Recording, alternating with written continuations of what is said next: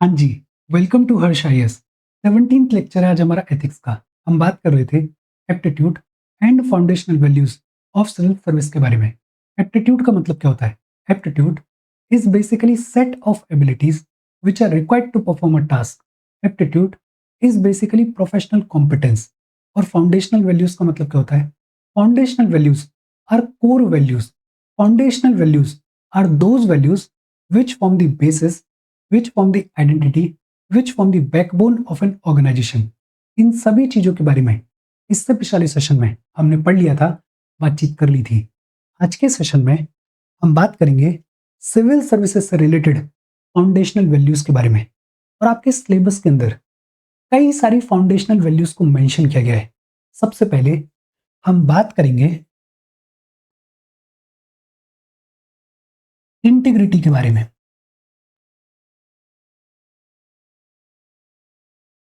Integrity integrity का मतलब क्या होता है? What is the meaning of integrity? इसको एक एग्जाम्पल के थ्रू समझने की कोशिश करते हैं। इमेजिन करो, सचिन तेंदुलकर 97 पे बैटिंग कर रहे हैं। बॉलर ने बॉल डाली, बॉल थोड़ा सा आउट स्विंग हुई और बॉल जाते जाते बैट का किनारा ले गई और कीपर के ग्लव्स में चली गई। ये जो निक लगा, इसके बारे में कीपर को पता चला, बॉलर को पता चला, सचिन को पता चला, लेकिन एम्पायर को पता नहीं चला। बॉलर ने और कीपर ने अपील की, लेकिन एम्पायर ने इसको नॉट आउट दे दिया। अब अगर आइडियली देखा जाए, रूल्स के अकॉर्डिंग देखा जाए, तो सचिन को बैटिंग कंटिन्यू करनी चाहिए, सचिन को अपनी सेंचुरी पूरी करनी चाहिए। ज्यादातर बैट्समैन यही करते, लेकिन सचिन क्या कर रहे हैं? सचिन ने अपना बल्ला लगाया साइड में, ग्लव्स खोलने की शुरुआत करी और सचिन वॉक ऑफ कर गए। That is a man of integrity. कोई फर्क नहीं पड़ता कि रूल्स क्या कह रहे हैं, कोई फर्क नहीं पड़ता कि सिचुएशन क्या है, कोई फर्क नहीं पड़ता कि लोग क्या सोचेंगे, कोई फर्क नहीं पड़ता कि सेंचुरी होगी या नहीं होगी। मुझे पता है मैं आउट हूं and that is why I am walking of.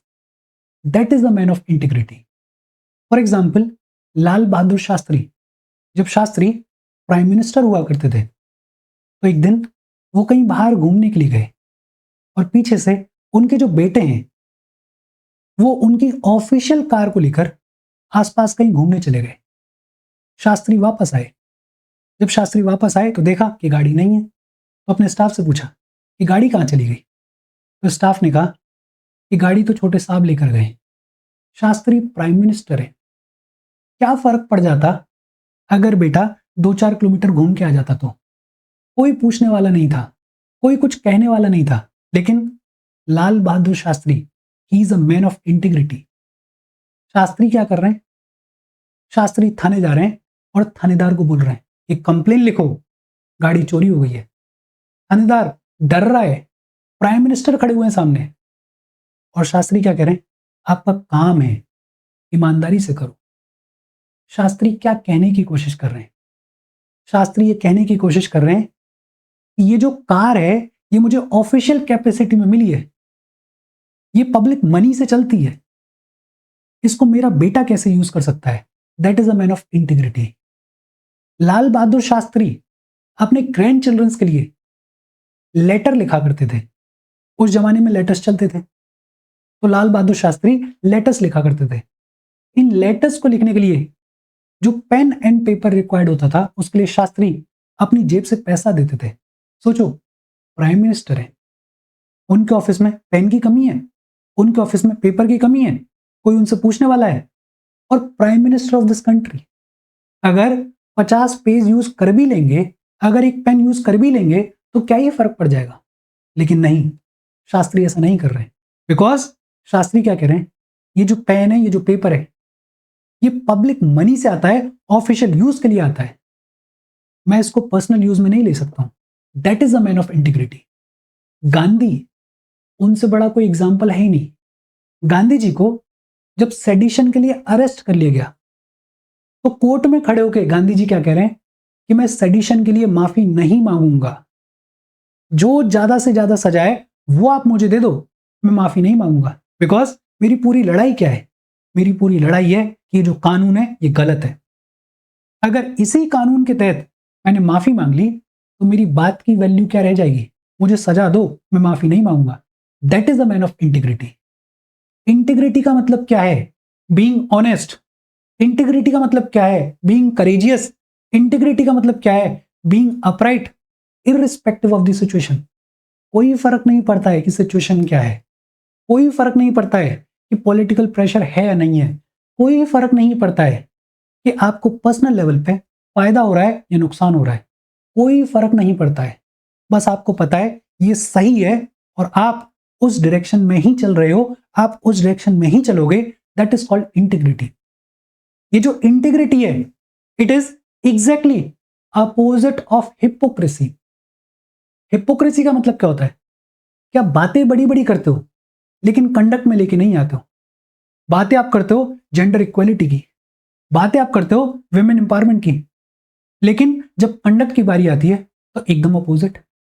कोई आपसे पूछे कि ये थर्ड जेंडर है, इनके राइट्स होने चाहिए क्या, और आप क्या कह रहे हो? नहीं नहीं, थर्ड जेंडर ये क्या होता है?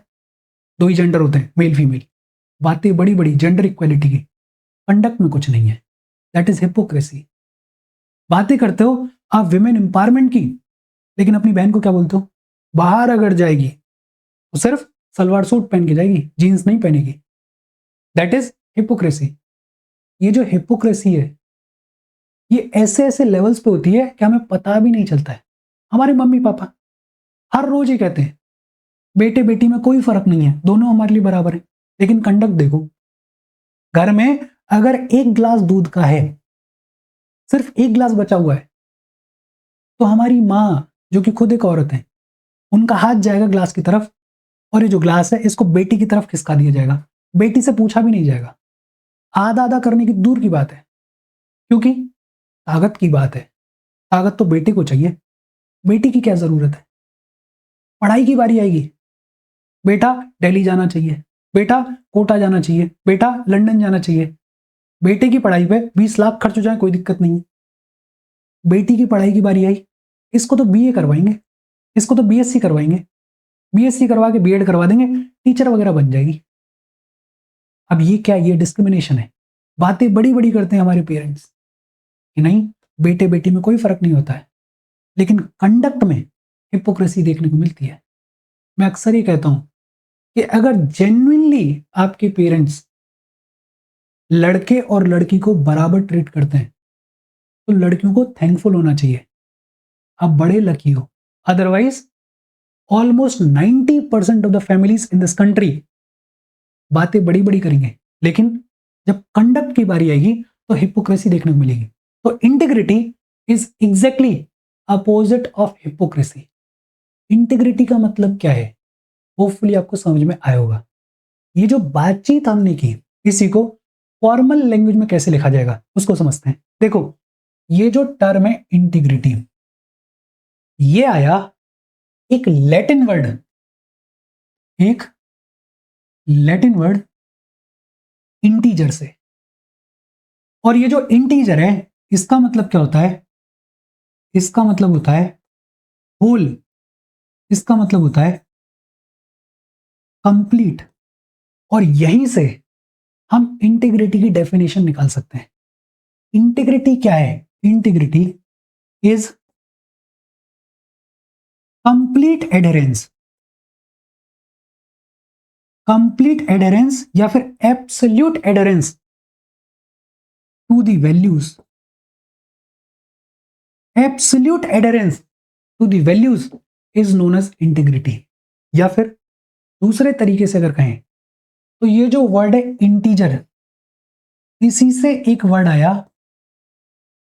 इंटीग्रेशन, और इंटीग्रेशन से भी आप इंटीग्रिटी की डेफिनेशन निकाल सकते हो। इंटीग्रिटी का मतलब क्या है? Integrity is absolute integration, absolute integration या perfect integration between your conduct and your values. Absolute integration between your conduct and values is known as integrity, and absolute adherence to the values is known as integrity.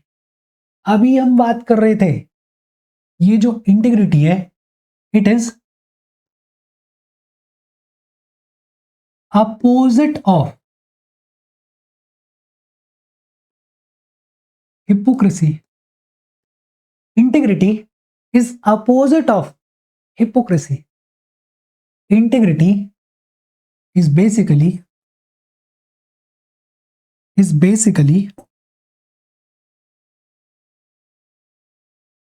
absolute adherence to the values. Integrity is absolute adherence to the values, और absolute adherence to the values है, इसका मतलब क्या है? There is no fluctuation in the value system. There is no fluctuation in the value system. There is a clear cut, there is a clear cut value system.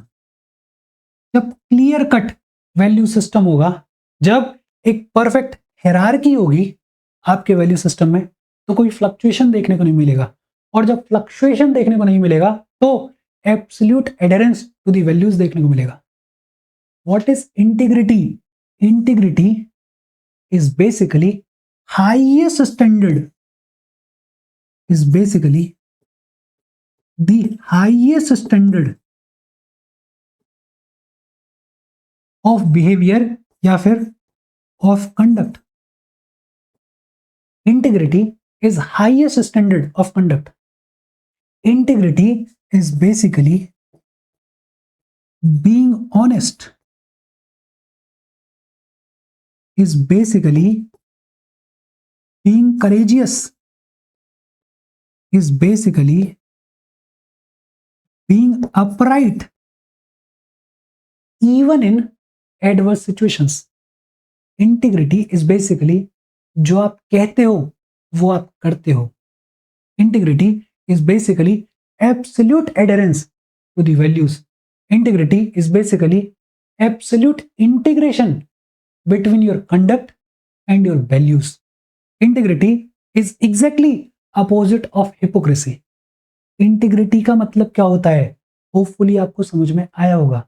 This is what is known as integrity.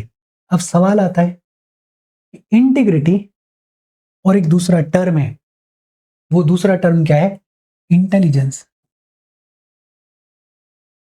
Integrity और intelligence, integrity और intelligence के बीच में क्या relationship देखने को मिलता है? देखो, बेहद सिंपल सी बात है। 4 सिनेरियोज हो सकते हैं। एक सिनेरियो तो क्या हो सकता है, कोई इंसान या कोई सिविल सर्वेंट ऐसा है जिसके अंदर ना तो इंटीग्रिटी है और ना ही इंटेलिजेंस है। अगर कोई ऐसा सिविल सर्वेंट है जिसके अंदर ना तो इंटीग्रिटी है और ना ही उसके अंदर इंटेलिजेंस है, तो ऐसा इंसान जो है वो यूजलेस होगा, वो किसी काम का नहीं होगा। इंटीग्रिटी नहीं है, करप्शन करने की कोशिश करेगा, लेकिन इंटेलिजेंस भी नहीं है, तो बहुत जल्दी पकड़ा भी जाएगा।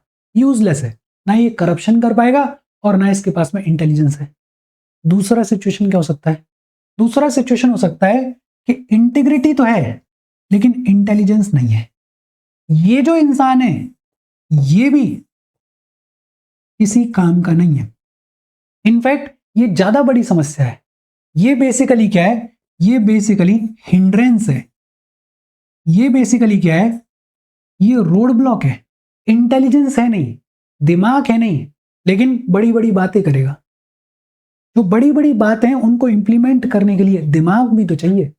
सिविल सर्वेंट हो आप, आपको लाखों लोगों की जिंदगी चलानी है, उसको मैनेज करना है, तो ये ज्यादा बड़ी प्रॉब्लम है।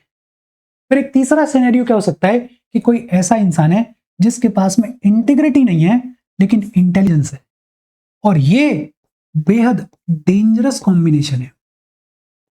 डेंजरस क्यों है? बिकॉज इंटेलिजेंस तो है लेकिन इंटीग्रिटी नहीं है, और ऐसे आदमी के हाथ में अगर पावर चली गई तो अब ये करप्शन करेगा, अब ये बाकी लोगों को एक्सप्लॉइट करेगा। तो अगर ऐसा कॉम्बिनेशन है जहां पे इंटेलिजेंस है और इंटीग्रिटी नहीं है तो ये बहुत डेंजरस कॉम्बिनेशन है। और एक चौथा कॉम्बिनेशन हो सकता है कि इंटीग्रिटी भी है और इंटेलिजेंस भी है, और ये सबसे बेस्ट कॉम्बिनेशन है। आइडियली हमें यही रिक्वायर्ड है। तो इंटीग्रिटी और इंटेलिजेंस के बीच में क्या रिलेशनशिप है वो होपफुली आपको समझ में आया होगा। देखो ये जो बातचीत हमने की है इसी को आपको लैंग्वेज में लिखना है, और इंटीग्रिटी और इंटेलिजेंस के बीच में जो रिलेशनशिप है वो कंप्लीट हो जाएगा। अच्छा, इंटीग्रिटी और इंटेलिजेंस के अलावा इंटीग्रिटी का जो रिलेशनशिप है वो ऑनेस्टी के साथ में भी देखा जाता है। इंटीग्रिटी एंड ऑनेस्टी, इन दोनों के बीच में क्या रिलेशनशिप देखने को मिलता है? आमतौर पे अगर बात करें तो कॉमन लैंग्वेज में इंटीग्रिटी और ऑनेस्टी इन दोनों टर्म्स को एक तरीके से यूज कर लिया जाता है, लेकिन इनमें मेजर डिफरेंस है। और वो डिफरेंस क्या है? इंटीग्रिटी क्या है? अभी हम बात कर रहे थे, integrity is basically absolute adherence, absolute adherence to the values. Integrity क्या है? Absolute adherence to the values. Honesty क्या है? Honesty is being transparent, being transparent and being truthful. Integrity is basically absolute adherence to the values. Honesty is basically being transparent and truthful. ये जो integrity है it is more about actions, integrity is more about actions. ये जो honesty है it is more about words, honesty is more about communication. ये जो integrity है इसमें नेसेसरली ऑनेस्टी देखने को मिलेगी, इट गारंटीज ऑनेस्टी। कोई इंसान ऑनेस्ट होगा तो ही उसमें इंटीग्रिटी देखने को मिलती है, लेकिन ऑनेस्टी में इंटीग्रिटी हो ये जरूरी नहीं है। एक इंसान ऑनेस्ट हो सकता है लेकिन जरूरी नहीं है कि वो मैन ऑफ इंटीग्रिटी भी हो। इंटीग्रिटी अगर है तो ये ऑटोमेटिक है कि उसके अंदर ऑनेस्टी भी है, वो इंसान ऑनेस्ट भी है। लेकिन अगर कोई इंसान ऑनेस्ट है तो जरूरी नहीं है कि ही और शी इज अ मैन और women of integrity as well. तो ये जो इंटीग्रिटी है ये डीपर वैल्यू है, ये जो इंटीग्रिटी है ये हायर वैल्यू है। ऑनेस्टी की अगर बात करें तो honesty is absolute adherence, absolute adherence to rules and regulations. जैसे हमने एग्जाम्पल लिया था सचिन तेंदुलकर का। सचिन तेंदुलकर अगर वॉक ऑफ नहीं करते, उनको नॉट आउट दिया गया था, रूल्स के अकॉर्डिंग वो नॉट आउट थे, तो हम ये कह सकते थे कि वो ऑनेस्ट हैं, लेकिन मैन ऑफ इंटीग्रिटी नहीं होते। लेकिन ये जानते हुए कि भाई रूल्स के अकॉर्डिंग मैं खेल सकता हूं, वो वॉक ऑफ कर गए, this made him the man of integrity. या फिर एक एडमिनिस्ट्रेशन का एग्जांपल ले लेते हैं। आप सिविल सर्वेंट हो और आपको किसी मीटिंग के लिए दिल्ली बुलाया गया। उस मीटिंग के लिए आपको ट्रेवल अलाउंस मिलना था, लेकिन हुआ कुछ ऐसा कि जिस दिन आपकी मीटिंग थी उसी दिन आपका कोई दोस्त दिल्ली आ रहा था अपनी गाड़ी से। आपने आपके दोस्त को पूछा कि भाई दिल्ली जा रहे हो? उसने बोला हाँ जा रहा हूँ। यार मेरे को भी उधर ही जाना है, मेरे को भी बिठा ले चल। तो उसने बोला ठीक है आ जाओ, और आप दोनों उस गाड़ी से दिल्ली पहुंच गए। आपने मीटिंग अटेंड की, मीटिंग आपकी बढ़िया रही। जब आप वापस आ रहे थे तब भी आपको वही दोस्त मिल गया और आप गाड़ी में बैठ के वापस आ गए। आपका कोई खर्चा नहीं हुआ। आप जब अपने ऑफिस पहुंचे तो वहां पे बोला गया कि सर एक स्लिप भर दो, आपका जो ट्रेवल अलाउंस है वो आपको मिल जाएगा।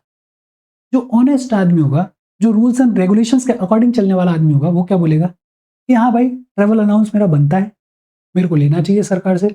वो स्लिप फिल करेगा और ट्रेवल अलाउंस ले लेगा।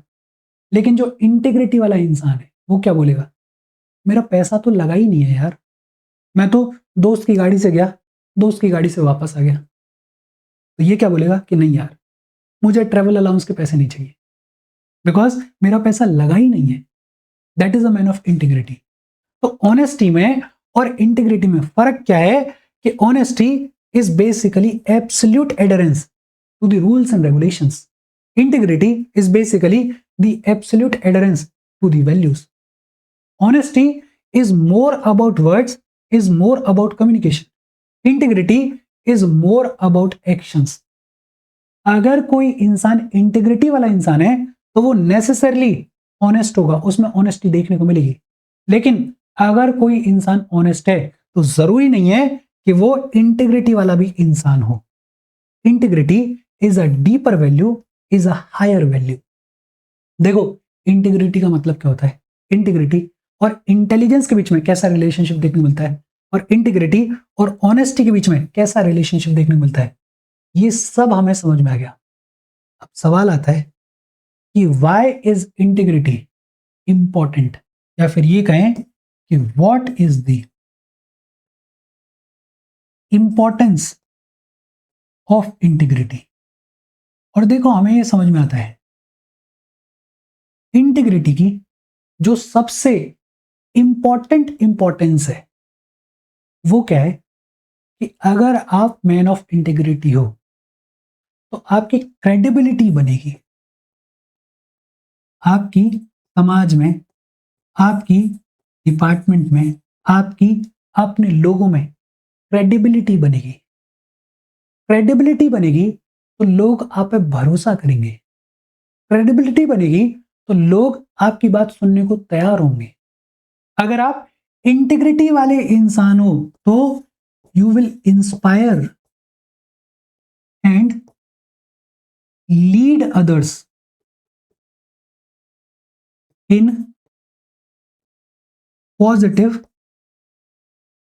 And right direction.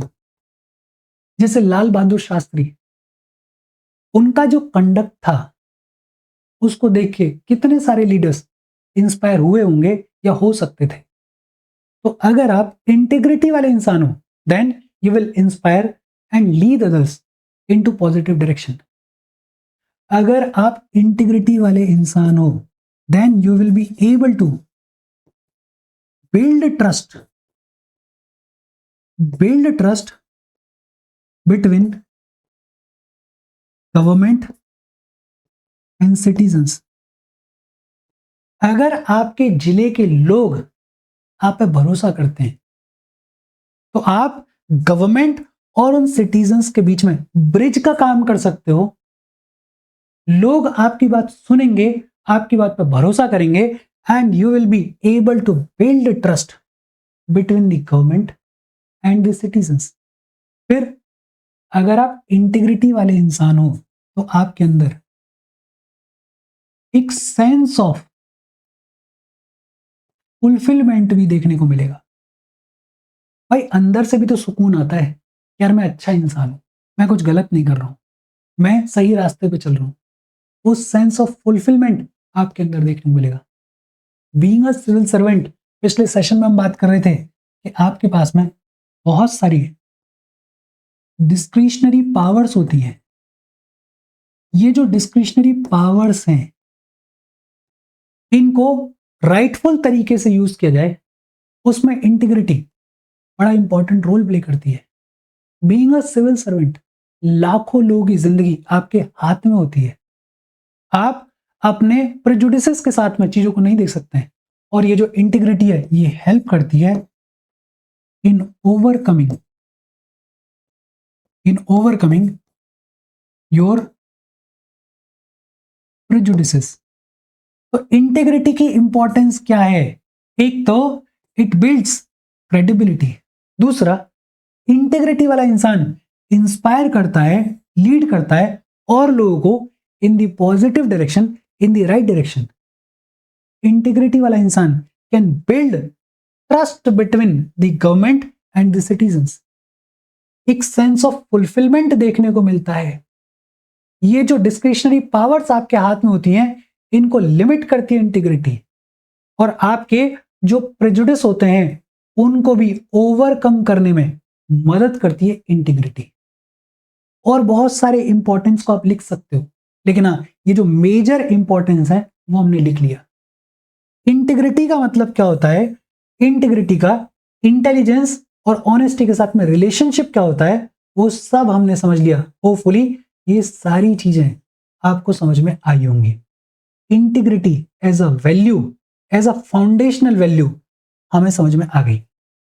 अब बात आती है अगली फाउंडेशनल वैल्यू के बारे में, और अगली फाउंडेशनल वैल्यूज हैं, एक है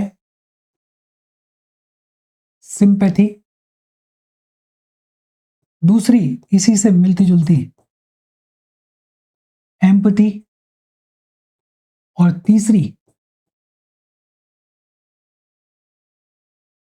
कंपैशन। ये तीनों वैल्यूज अपने आप में इंपॉर्टेंट है और इनका मीनिंग भी आपको समझ में आना चाहिए।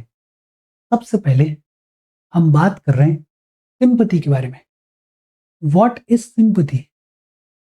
Sympathy is the ability to feel, is the ability to recognize the pain, the sorrow, the misery of others। लेकिन ये जो सिंपैथी है, ये मोमेंटरी फीलिंग होती है, ये रिएक्शनल होती है। फॉर एग्जाम्पल, आप रोड से जा रहे थे और रोड पे अचानक किसी का एक्सीडेंट हो गया, और आपने देखा और आपने बोला हाय हाय हाय, बड़ी तेज लगी होगी, और आप सीधे निकल गए। एक मोमेंट के लिए आपने फील किया कि यार उसको लगी होगी, लेकिन आपने कुछ किया नहीं ज्यादा, आप चले गए। ये जो मोमेंटरी फीलिंग है, ये जो आपने रिकॉग्नाइज किया कि सामने वाला पेन में होगा, इसको क्या बुलाया जाता है? इसको सिंपैथी बुलाया जाता है। तो सिंपैथी क्या है? सबसे पहले तो वो लिखते हैं, what is sympathy? Sympathy is the ability to feel, feel या फिर रिकॉग्नाइज ज्यादा बेटर वर्ड है। एबिलिटी टू फील और recognise the pain, the suffering, the sorrow of others. लेकिन ये जो सिंपैथी है, ये क्या है? ये मोमेंटरी फीलिंग होती है। ये बेसिकली रिएक्शनल होती है। What is sympathy? होपफुली आपको समझ में आएगा।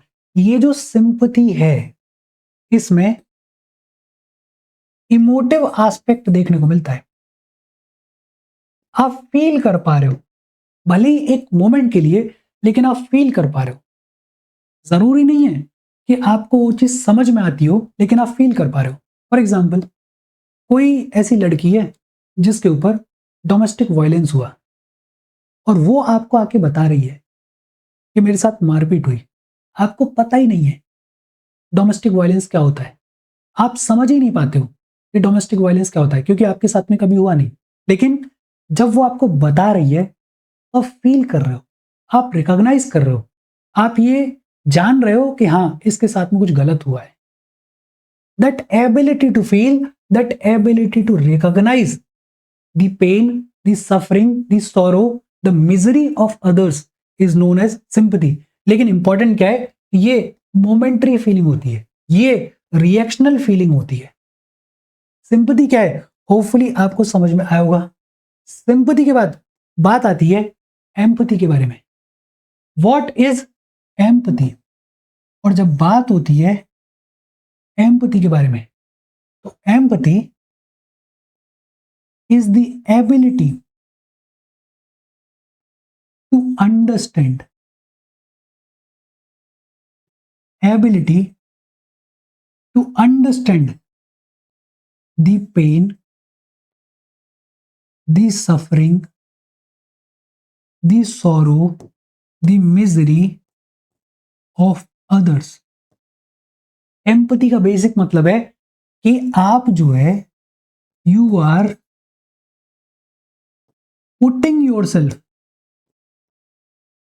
You are putting yourself in the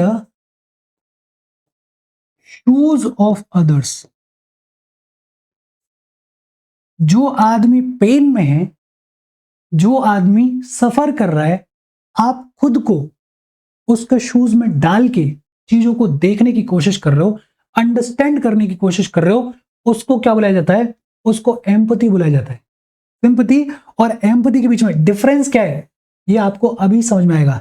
ये जो एम्पैथी है, इसके 3 टाइप्स देखने को मिलते हैं। एम्पैथी के 3 टाइप्स देखने को मिलते हैं। कौन कौन से 3 टाइप्स देखने को मिलते हैं? एक देखने को मिलती है कॉग्निटिव एम्पैथी, कॉग्निटिव एम्पैथी। दूसरा देखने को मिलती है इमोटिव एम्पैथी, दूसरा देखने को मिलती है इमोटिव एम्पैथी, और तीसरा देखने को मिलती है कंपैशनेट एम्पैथी। तीसरा देखने को मिलती है कंपैशनेट एम्पैथी। तीनों के बीच में बड़ा सिंपल सा डिफरेंस है। कॉग्निटिव एम्पैथी का मतलब क्या है? When you are understanding, when you are understanding the pain, the suffering of others.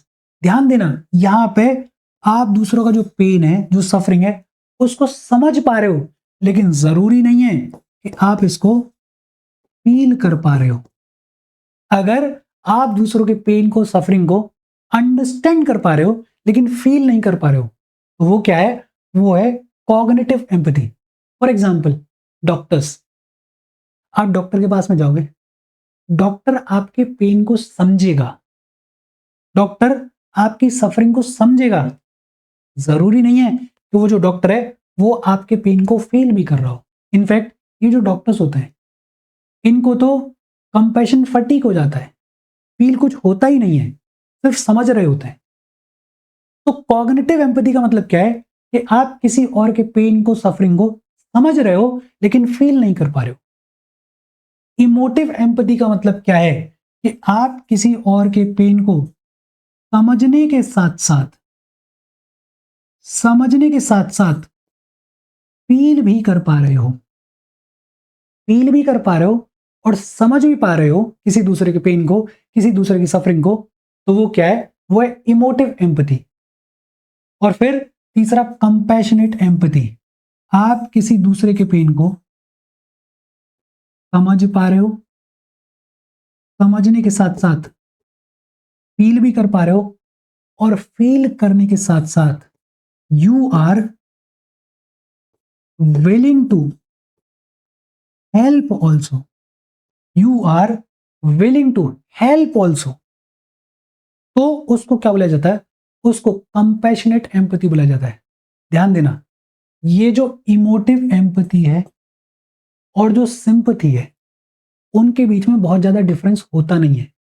फर्क सिर्फ इतना सा है कि जो सिंपैथी होती है वो मोमेंटरी होती है, वो रिएक्शनल फीलिंग होती है। यहां पे मोमेंटरी नाम की चीज नहीं होती है। यहां पे आप किसी दूसरे के शूज में खुद को खड़ा करके देख रहे हो और वहां से समझने की कोशिश कर रहे हो कि ये जो सामने वाला है उसका पेन क्या है, उसकी सफरिंग क्या है। अगर सिर्फ समझ पा रहे हो तो मतलब कॉग्निटिव एम्पैथी। अगर समझने के साथ साथ फील भी कर पा रहे हो तो इमोटिव एम्पैथी। और अगर समझने के साथ साथ, फील करने के साथ साथ you are willing to help as well, तो उसको क्या बोला जाता है? उसको कंपैशनेट एम्पैथी बुलाया जाता है। सिंपैथी का मतलब क्या होता है, एक बार दोबारा से देखते हैं। देखो, सिंपैथी का मतलब क्या है? Sympathy is the ability to feel, is the ability to recognise the pain, the suffering, the sorrow, the misery of others.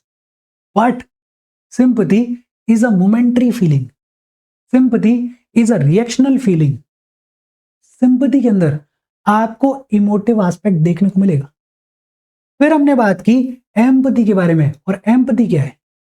Empathy is the ability to understand the pain, the suffering, the sorrow, the misery of others. Empathy is basically putting yourself in the shoes of others. ये जो empathy है ये 3 type की होती है। कौन कौन से 3 टाइप्स होते हैं? Cognitive empathy, when you are just understanding the pain of others, not feeling it. दूसरा emotive empathy, when you are understanding as well as feeling the pain of others, that is emotive empathy. और तीसरा compassionate empathy, understand और feel करने के साथ साथ you are willing to help also, तो उसको क्या बुलाया जाता है? उसको बुलाया जाता है कंपैशनेट एम्पैथी। और फिर इसके बाद बात आती है कंपैशन के बारे में। What is compassion? देखो, बेहद सिंपल तौर पे अगर कहें तो compassion is the highest level of kindness, highest level of kindness. Kindness sympathy में भी है, एम्पैथी में भी है, कंपैशन में भी है, लेकिन कंपैशन में हाईएस्ट लेवल ऑफ काइंडनेस देखने को मिलती है। Compassion is basically the mother of all values, the mother of all values. आपके अंदर इंटीग्रिटी है, आप ऑनेस्ट हो, आप ट्रुथफुल हो, आप ऑब्जेक्टिव हो, आपके अंदर सारी वैल्यूज हैं, लेकिन अगर आपके अंदर कंपैशन नहीं है तो ये जितनी भी और वैल्यूज हैं इनका कोई मतलब है ही नहीं। What is compassion? Compassion is when you are able to understand, when you are able to feel, when you are able to take actions to resolve the pain, to resolve the suffering of others, उसको बोला जाता है compassion. देखो फर्क है, compassion में आप सबसे पहले तो सामने वाले की समस्या को, उसके पेन को समझ रहे हो, समझने के साथ साथ आप फील भी कर रहे हो, फील करने के साथ साथ आप विलिंग भी हो, you are willing to help as well, और विलिंग टू हेल्प के साथ साथ you are actually taking actions to resolve the pain, to resolve the suffering of others. Compassionate empathy में आपकी जो कहानी है वो कहां तक रुक रही थी? विलिंग टू हेल्प तक। लेकिन कंपैशन में आप एक कदम आगे चले गए और आप एक्शंस भी ले रहे हो उस पेन को, उस सफरिंग को खत्म करने के लिए। That is compassion. और इसलिए कहा जाता है कि compassion is the mother of all values. आप में खूब इंटीग्रिटी है, आप खूब ऑनेस्ट हो, आप एकदम ऑब्जेक्टिव हो। ऑब्जेक्टिव का मतलब कि आप एकदम फैक्ट्स, फिगर्स, उन सबको ध्यान में रख के डिसीजंस लेते हो। सब्जेक्टिव बिल्कुल नहीं हो। लेकिन आप में कंपैशन नहीं है, कोई फायदा नहीं है। वही एग्जांपल कि एक औरत आपके ऑफिस के बाहर खड़ी हुई है, भूखी है, खाना नहीं खाया, हालत ऐसी है कि मरने वाली है, लेकिन उसके पास में डॉक्यूमेंट्स नहीं है। आप ऑब्जेक्टिव हो, आपने बोला कि डॉक्यूमेंट्स नहीं है तो खाना नहीं मिलेगा, बेचारी मर जाएगी। अगर आपके अंदर कंपैशन होगा तो आप क्या बोलोगे कि कोई बात नहीं, एक टाइम का खाना दो और फिर देखो कि कहां से आई है, कैसे आई है, आगे इसका क्या करना है। तो compassion is the mother of all values. Integrity का मतलब क्या होता है, सिंपैथी का मतलब क्या होता है, एम्पैथी का मतलब क्या होता है, और कंपैशन का मतलब क्या होता है, होपफुली आपको समझ में आया होगा। आज की बातचीत हम यहीं पे खत्म कर रहे हैं। कुछ और फाउंडेशनल वैल्यूज हैं जिनके बारे में अगले सेशन में हम बात करेंगे। कोई डाउट हो कमेंट करके पूछ लेना। Thank you very much.